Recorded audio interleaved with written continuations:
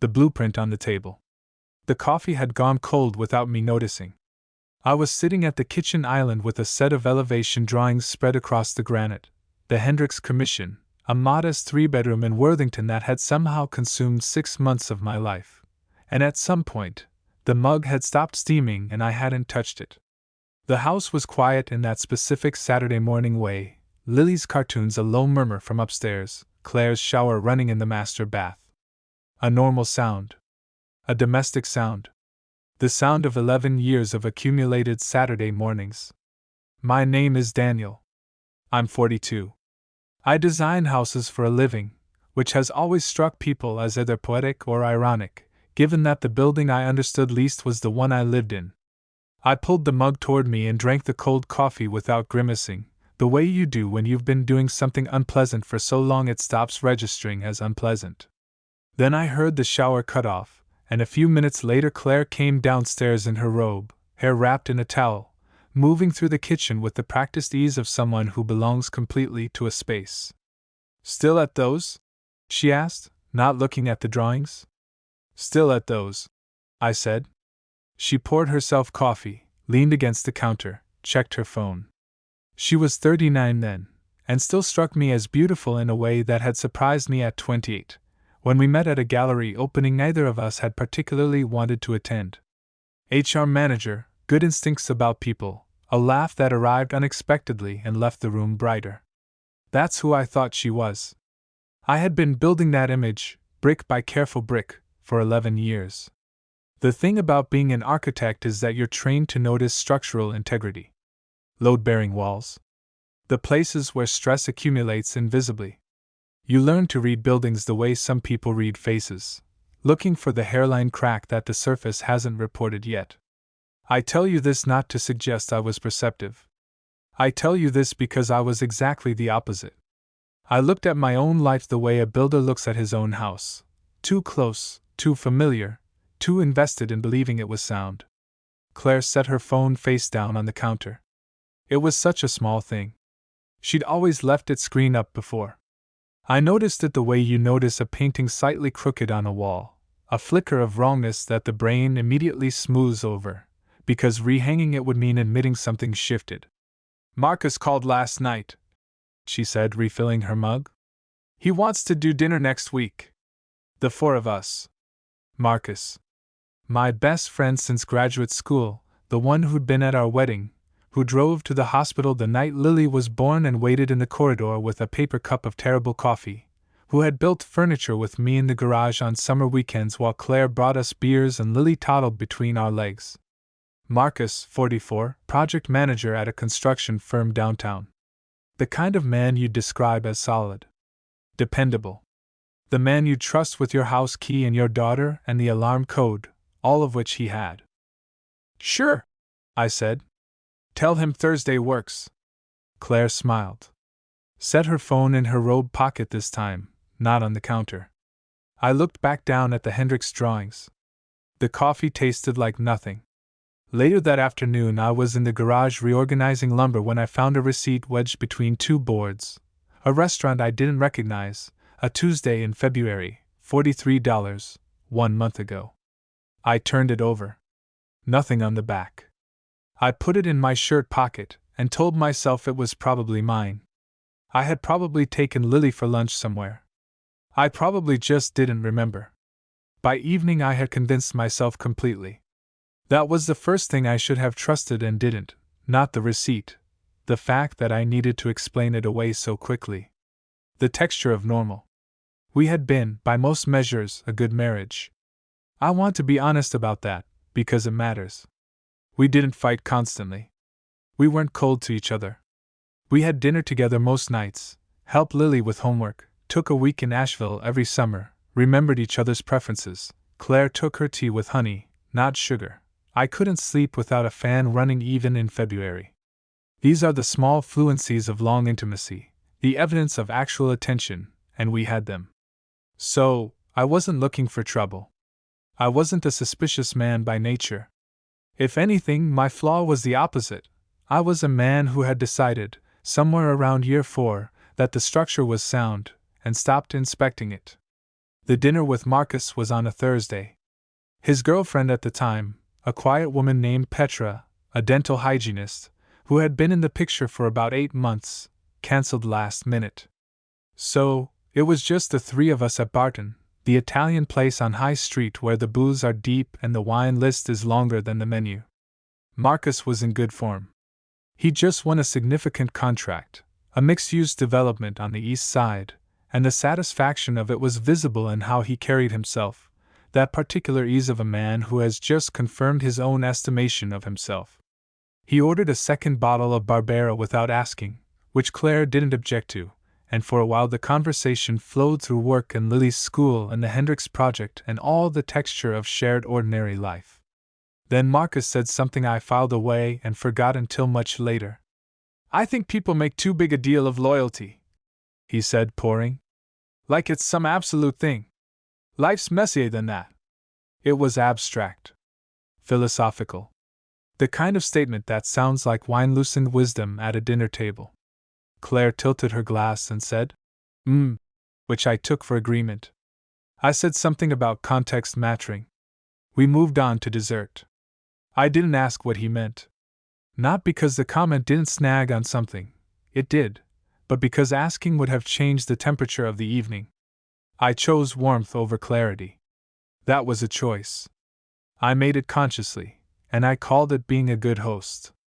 The weeks after dinner folded into each other with the reliability of mid-spring in Ohio, mild, a little gray, the cherry trees on our block doing their brief extravagant thing.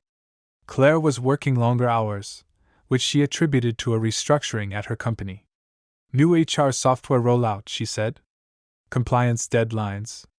I believed her because the explanation was detailed, the detail of someone who has thought carefully about the story, and I mistook detail for authenticity. She started going to the gym on Tuesday and Thursday evenings, which was new. She'd never been a gym person. I asked once idly, and she said her doctor had recommended it for her back. I remembered she'd mentioned back stiffness a few months before. The timeline fit. The logic held. But her body was changing in ways that weren't about fitness. The way she held her phone when she texted, angled slightly away. The brightness that appeared in her face sometimes when she came home late, not the exhausted brightness of exercise but something more awake, more private. The way she would occasionally laugh at something on her phone and then compose her face very quickly when she noticed me watching. I registered all of this. I stored none of it. Lily was going through a phase of drawing houses, not surprising, given her father, and one evening she brought me a crayon drawing of our family. Daniel, Claire, Lily, and a fourth figure she'd labeled Uncle Marcus, all standing in front of a yellow house with improbable windows. I taped it to the fridge. Claire looked at it for a long moment when she came home that night, then walked past without comment. Even now, that drawing is still clear in my mind. Not the crayon lines, the way Claire's face went carefully neutral when she saw it. I thought at the time she was tired. I now understand she was calculating. I started sleeping poorly without knowing why. The fan still ran. The room temperature hadn't changed. But somewhere around 2 in the morning I would surface from sleep with a low, formless unease, the feeling of standing in a building and not being able to locate the source of the structural noise. I didn't mention it to Claire. She had stopped asking how I was sleeping. What the light does at 11 p.m. The first concrete thing happened on a Wednesday in April. Claire had gone to book club. She'd been a member for 3 years, a rotating group of 7 women who met monthly, drank wine, and sometimes discussed a book, and I was putting Lily to bed. We'd done the full ritual, bath, 2 picture books, the ongoing negotiations about whether the night light needed to be on or off, Lily's eventual surrender to sleep. I came downstairs around 9:30 and poured myself a glass of water and picked up Claire's novel from the coffee table. She'd been reading it for weeks, and opened to her bookmark to check how far she'd gotten. The receipt slipped out from between the pages. Not the same receipt from the garage. A different one. Same restaurant, La Grata, on 5th, different date. A Thursday in March. $61. 2 glasses of wine, an appetizer, 2 entrees. She told me she was working late that Thursday. I remembered specifically because I texted her around 7 asking if I should save dinner, and she'd replied, "Still in it, don't wait up." I stood in the living room for a long time, holding the receipt. The house made its small sounds around me, the refrigerator hum, the ticking of the hallway radiator, Lily's white noise machine, a soft rush from upstairs. I didn't think, she's lying to me. I thought, there must be an explanation. And that gap, between what I held in my hand and what I was willing to conclude, was not stupidity. It was the cost of 11 years. It was the price of having built something and not wanting to see the crack. She came home at 11:15. I was in bed, reading, the lamp on. She moved quietly through the bedroom, changed in the bathroom, came out in her sleep shirt. She smelled of wine and something else, a cologne I recognized distantly, in the way you recognize a tune without being able to name it. "Good book club?" I said. "Really good." Sophie's analysis of the ending was wild. She climbed into bed and picked up her own book. "Lily go down okay? 2 books and a theological debate about the nightlight." She laughed. Genuine laugh. Warm and familiar. The laugh that had once made me feel chosen. I turned off my lamp. Said goodnight. Lay in the dark with the receipt still in my memory and her breathing evening out beside me and a slow cold knowledge beginning to form somewhere beneath thought, the way ice forms on a lake, invisibly at first, then all at once. The cologne. I placed it at 2 a.m., staring at the ceiling. It was Marcus's cologne. The one I'd bought him for his birthday 2 years ago. It was specific and unusual, a cedar vetiver thing, and I'd bought it because he mentioned he couldn't find it locally. I lay perfectly still and did not move until morning. Over the next 2 weeks I watched with the detached precision of a man reviewing blueprints for structural failure. I was looking for the load-bearing wall. The thing that, if removed, would bring everything down. Claire's Tuesday/Thursday gym visits. I drove past her gym one Thursday at 7 p.m. Her car wasn't in the lot. I told myself she might have parked on the street. I drove around the block twice. I told myself this was paranoid. I drove home. Marcus began to cancel plans. We were supposed to catch a Columbus Crew game on a Saturday. He'd bought the tickets, and he called that morning with a work emergency. That evening I saw him post a photo on Instagram from a brewery on the south side. I stared at it for a long time, deciding what it meant. Deciding it meant nothing. Men cancel plans. Men go out after. This was not evidence of anything. Here's what I understand now. Looking back at those 2 weeks, I was already in the investigation. I just hadn't admitted it to myself, because admitting it would have meant naming what I was investigating. Then Lily, unprompted, on a Sunday afternoon, while I was helping her with a puzzle, said, "Daddy, did you know Uncle Marcus has the same cup as us?" I looked up from the puzzle. "What do you mean?" "The blue one. With the handle that's a little broken. He has one just like it. I saw it at his house." I kept my face completely still. "When were you at Uncle Marcus's house, Bug?" "With Mommy. When you were working late. We brought him soup." She fitted a puzzle piece with deep satisfaction. "It was the rabbit one," I said. "Oh, that's nice."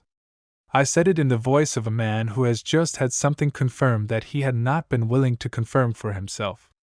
The rabbit soup. Claire had made it 3 weeks ago, a Sunday, told me it was for her colleague Janet who'd had a minor surgery. She'd come back in under an hour. Marcus lived 12 minutes away. The cup with the broken handle was from our kitchen. It had gone missing in February. I put the puzzle piece in the wrong place and didn't correct it. Everything that doesn't add up. I want to be clear about what kind of man I am. I'm not a confrontational person. I'm not someone who shouts or breaks things or makes scenes. I'm an architect. I solve problems through structure, through patience, through the discipline of not acting until you understand the full picture. So, what I did next wasn't driven by rage. It was driven by the same instinct that makes me walk a site 3 times before I trust the measurements.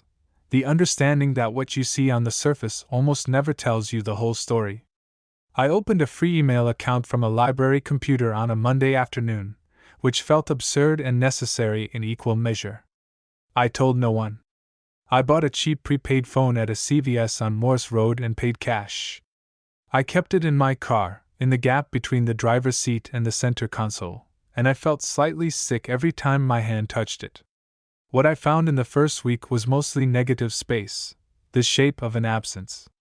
Claire's location, when I checked the shared family app we'd set up for Lily's safety, frequently showed her at work or en route home, exactly as expected.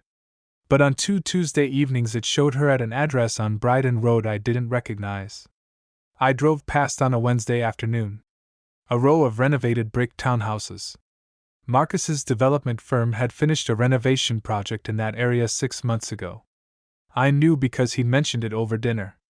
I understood then that I had been confusing proximity with certainty for weeks, noticing things that fit the worst explanation and then spending energy dismissing them instead of understanding them.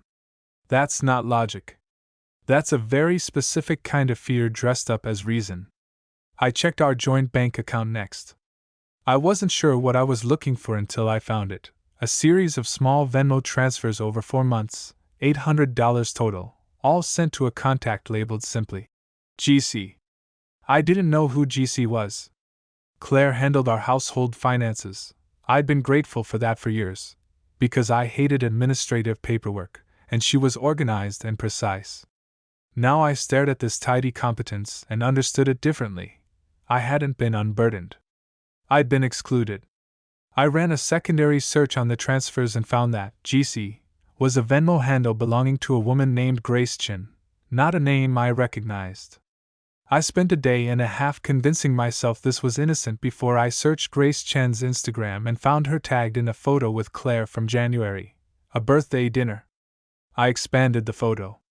Marcus was in it, standing at Claire's right, his hand on the back of her chair. The gesture wasn't definitively intimate.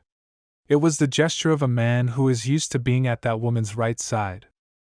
That was when I called Claire's mother. Margaret lived in Dayton and called every Sunday, and Claire loved her in the particular tense way of daughters who are fundamentally different from their mothers. I asked Margaret, carefully, whether she knew anything about Claire visiting Marcus lately. There was a pause that lasted 2 seconds too long to be thoughtless. "Oh, I don't keep track of all her friends, Daniel," she said too quickly. She knew something. I was certain of it. That 2-second pause from Margaret reconfigured everything. Until that moment I had been collecting individual pieces. Suddenly I understood they were a pattern. The question wasn't whether something was happening, it was how long, and how deep, and who else had been watching it happen. I sat with that for 3 days and did nothing. Not because I was cowardly, but because I understood, with the cold clarity that arrives after the shock has done its work, that whatever I did next was irreversible. Once I confronted Claire, there was no version of our marriage that came before. The house as I had built it in my mind, the 4 of us, the yellow house, Lily's crayon drawing on the fridge, would no longer exist. On the 4th day I found the messages. Claire had left her laptop open on the kitchen counter while she took a call in the backyard. I wasn't going to look. I walked past twice. On the 3rd pass I stopped. The Messages app was visible on the screen, a thread open, the most recent message visible in the preview. I told him it was book club. He believes everything I tell him. The name at the top of the thread, Marcus. I read 2 years of messages in 8 minutes. 2 years. Not months, years. It had started before Lily started 2nd grade. Before the summer in Asheville that I remembered as one of the best of our marriage, when Claire had been warm and present and laughed easily and reached for my hand on the hiking trail. That whole summer she had been sleeping with my best friend. She had packed our daughter's backpack and kissed me goodbye and driven to his house and come home and made dinner, and I had noticed absolutely nothing. There was a message from February, Marcus to Claire, "Does it bother you?" Claire's reply, "Not really. Men do this. Women do this. It's just how things work. Danny's not unhappy. That counts for something. Danny." The diminutive she used when she was feeling tender toward me. I closed the laptop carefully, with both hands the way you close something fragile. I went upstairs and sat on the edge of the bed and looked at the wall for a very long time. There was one more thing in those messages that I hadn't expected. The Venmo transfers to GC, Grace Chin, were not for a shared gift or a dinner tab. They were payment. For what, exactly, wasn't spelled out in the messages, but the language made clear that Grace knew about the affair and was being paid, in increments, for her silence. Someone Claire worked with. Someone who had decided that $800 was a fair price for her integrity. The affair was bad. The corruption radiating outward from it, the secondary lies, the purchased loyalty, the quiet dismantling of every relationship I thought I understood, was something else entirely. I had spent 11 years believing I lived inside a shared story. I understood in that moment that I had been living inside someone else's story all along, one in which I played the role of the man who didn't need to know. The room goes still. I waited one more week. I want to explain why, because it wasn't passivity, and it wasn't fear. It was the same reason you check your calculations twice on a load-bearing element. Because once you commit to the action, you own all its consequences, and I needed to be absolutely certain I was making the decision from the right place. Not from the burning white center of it, the rage and the grief and the specific nauseating image of Marcus at Claire's right side at a birthday dinner she hadn't mentioned, but from somewhere cooler. Somewhere I could live with afterward. I called my sister Rachel in Pittsburgh on a Tuesday night when Claire was at her Rio Book Club. I'd verified, that week, which Tuesdays were real and which weren't, and I told her everything. Rachel was quiet for a long time. Then she said, "What do you need from me?" Not "are you sure," not "maybe there's an explanation." Just, "What do you need?" I have always loved her for that. I needed her to take Lily for a weekend. I needed the house to be quiet and the confrontation to be clean, no child in an upstairs bedroom absorbing things she couldn't hold yet. On a Friday evening in May, Claire came home to find me sitting at the kitchen island. No drawings this time. Just me and 2 glasses of water and her laptop closed, in the center of the counter. She came in carrying her work bag and a dry cleaning slip, keys in hand, moving with the automatic confidence of someone arriving in a safe space, and she stopped when she saw my face. "Lily's at Rachel's," I said. "Sit down." She sat. There's a particular quality of silence that arrives when 2 people in a room both know what's coming. It's not the absence of sound, the refrigerator still hummed, a car passed on the street outside, it's the absence of pretense. All the scaffolding comes down at once. "How long?" I asked. She looked at the laptop. Then at me. She didn't try to deny it. I'll give her that, she didn't insult me with denial. 2 years and 4 months, she said.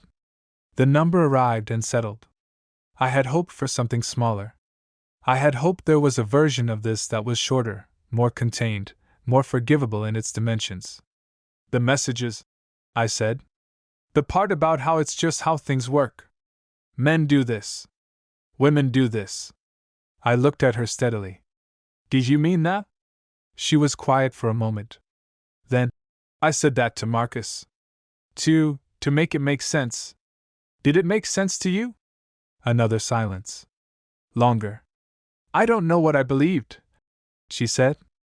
"I don't think I let myself think about it very carefully. That's honest. Daniel. The money to Grace Chin." Her breath shortened. Something shifted in her face, the face of someone who has prepared for one conversation and is now in a different one. "She knew," Claire said. "She saw something at the work Christmas party and she." "You paid her?" "Yes." "With our money?" She looked at the table. "Yes." I stood up and walked to the window. The backyard in May, the apple tree blooming, the patio furniture we'd bought together at a Home Depot sale 3 summers ago, the raised beds I'd built from cedar planks because Claire had wanted to grow herbs. The physical evidence of a life constructed in good faith. "I want to try," she said to my back. I know I have no right to ask. But I love you. I loved you through this, which doesn't make sense, I know it doesn't, but it's true." I turned around. "What does that mean?" I asked. not unkindly. Genuinely. What does it mean that you loved me while you were doing this? What kind of love does that describe? She didn't have an answer. I hadn't expected one. And Marcus? I said. My best friend. Her hands were flat on the table. She didn't look up.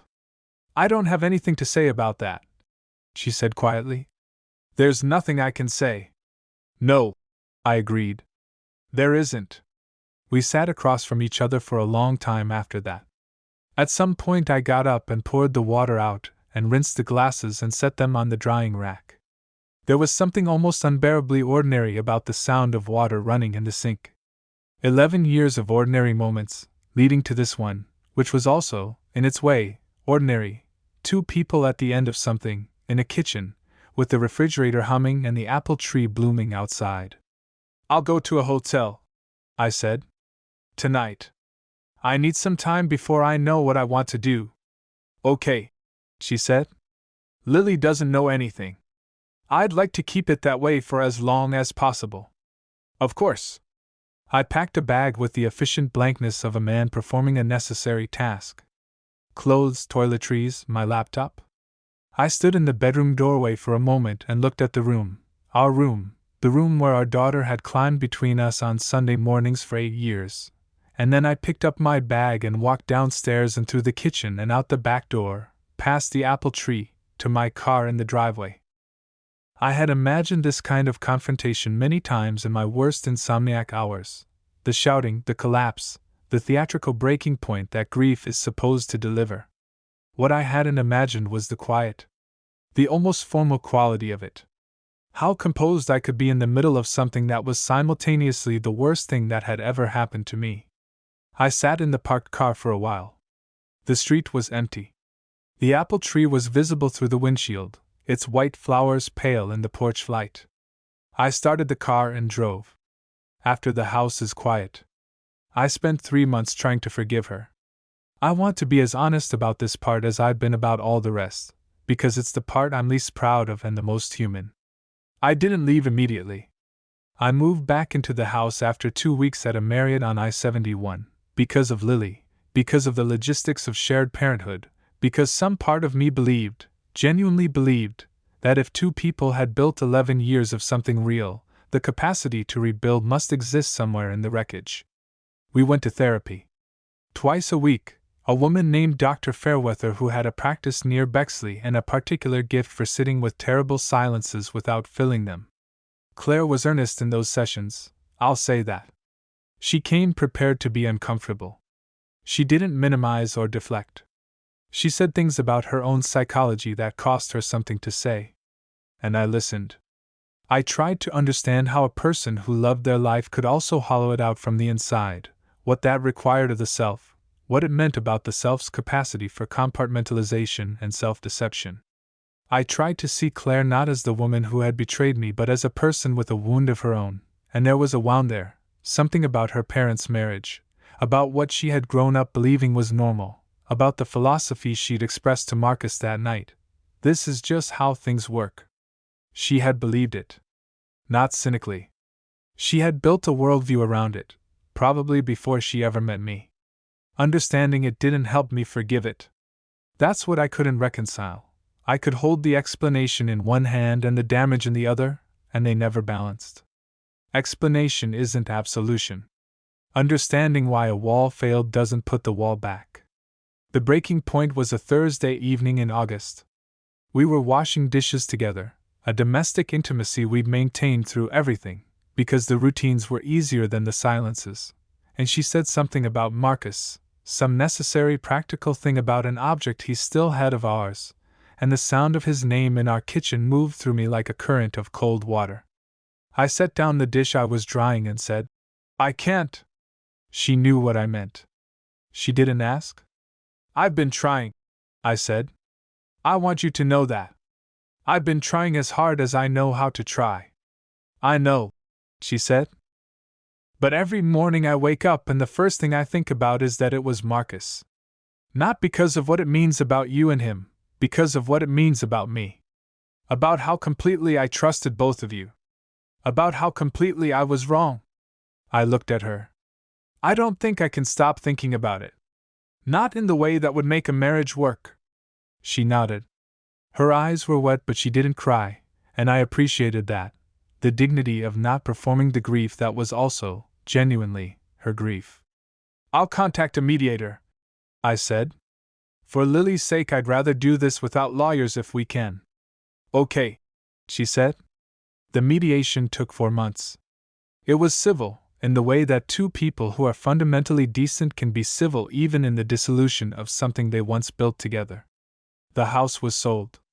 I bought a smaller place in Clintonville, a 1940s bungalow with original hardwood floors and a kitchen that needed work, which I didn't mind. Lily moved between us. She was 9 by then, perceptive and resilient in the way that children are when they have been given a stable enough base that the earthquake, though real, doesn't take the whole foundation. I did not speak to Marcus. I have not spoken to Marcus since the night I sat in the parked car outside my house with the apple tree in the windshield. I don't expect I ever will. There are betrayals that can exist within a relationship, and there are betrayals that simply end one. Not dramatically, not with ceremony, just a door that closes and stays closed. That was the door I closed for Marcus, and I closed it without anger, which surprised me. The anger had burned out somewhere in those 3 months of failed forgiveness, and what remained wasn't hatred. It was just an absence. The space where something had been. About 8 months after the divorce was finalized, Claire called me. She was moving to Cincinnati. A new job, a new start, she said. She sounded composed and a little sad and genuinely sorry, in the way that people are sorry when they've had enough time in therapy to understand the full perimeter of what they did. She asked if I was okay. I told her honestly that I was getting there. We talked for 11 minutes. It was the most comfortable conversation we'd had in 2 years. After we hung up, I sat in the kitchen of my Clintonville bungalow, which I'd been slowly restoring, new cabinets, reclaimed tile, a window above the sink that I'd enlarged to let in the afternoon light. I had a cup of coffee, hot this time. I thought about the drawing Lily had made of our family, the yellow house, the 4 of us, Uncle Marcus, in crayon, and about how she'd drawn it without any awareness of what she was mapping, that her innocent picture had been a more accurate portrait of the real situation than anything I had seen at the time. She doesn't draw houses as much anymore. She's moved on to horses. I've taped several of those to the new fridge, which is smaller and older and hums a little differently, and I find I don't mind the hum. I've thought a lot about what I actually lost. Not Claire specifically, not even the marriage, but the particular kind of certainty I used to have about the people closest to me. The assumption of full access. The belief that love meant transparency. I'm not sure that belief was ever entirely reasonable. But losing it changed the dimensions of every relationship I have now, made them slightly more careful, slightly more honest, and in a strange way slightly more real, because they're built on something other than assumption. Lily called me last week from Claire's house in Cincinnati, chattering about a horse she'd seen at a stable, and at some point, she said, entirely unprompted, "Daddy, you seem different. Happier, I think." I told her I was working on it. "Good," she said, with the matter-of-fact approval of a 9-year-old, and went back to describing the horse. I finished my coffee. It tasted like something. What this story ultimately reveals isn't about the affair itself, it's about the architecture of self-deception, and how willingly intelligent people participate in building it. Daniel wasn't naive. He was professionally trained to detect structural failure. Yet he applied that skill everywhere except the place that mattered most. This is the deeper pattern. Competence in the external world can coexist with a profound avoidance in the internal one. He didn't miss the signals because he lacked the ability to read them. He missed them because reading them would have cost more than he was initially prepared to pay. Claire's philosophy, that affairs are simply how things work, wasn't cynicism. It was inherited architecture. She had built her understanding of love on a foundation laid in childhood, probably from parents whose marriage ran on similar compromises, and she never examined whether she actually believed it or simply absorbed it as the operating assumption of close relationships. This is how the most damaging beliefs travel, not as conscious choices, but as unexamined inheritance. The secondary betrayal, Marcus, the purchased silence, the contamination of the wider circle, carried a particular kind of weight that the affair alone didn't. Because affairs, however devastating, are between two people. What Claire and Marcus had constructed required the cooperation of at least three, and the corruption of several others. Every bought silence and concealed Tuesday was a decision to widen the lie. The accumulation of those decisions created a structure so elaborate that when it finally collapsed, Daniel didn't just lose a marriage. He lost an entire social architecture, a decade of relationships that had been, in some sense, operating inside a false premise. What Daniel couldn't find in forgiveness wasn't mercy. He had mercy. It was trust in the rebuilt thing. And without that particular trust, not in Claire's future faithfulness, but in his own ability to stop remembering what the foundation had been, there was no workable marriage to return to. The failed forgiveness wasn't a moral failing. It was an honest structural assessment. The quiet ending matters. He didn't leave in fury or triumph. He left when he understood that staying had become a form of self-abandonment, and that Lily needed a father who was whole more than she needed two parents in the same house performing wholeness. What stays with me most about this story isn't the betrayal itself, it's the receipt in the novel. That small folded paper, used as a bookmark by accident or carelessness, that fell out at exactly the wrong moment. All that elaborate machinery, the gym lies, the paid silence, the 2 years of perfectly maintained surface, and in the end it was a receipt in a book. We tell ourselves that we know. That love makes us perceptive, that intimacy means access, that we'd feel the temperature change. But Daniel had all the information available to him for months. The phone face down. The familiar cologne. His daughter's drawing.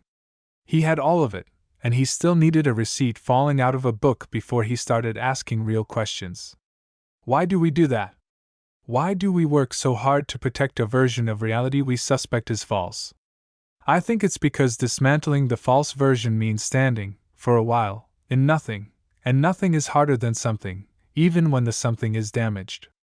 Daniel's daughter told him he seemed happier. Children notice the things we stop performing.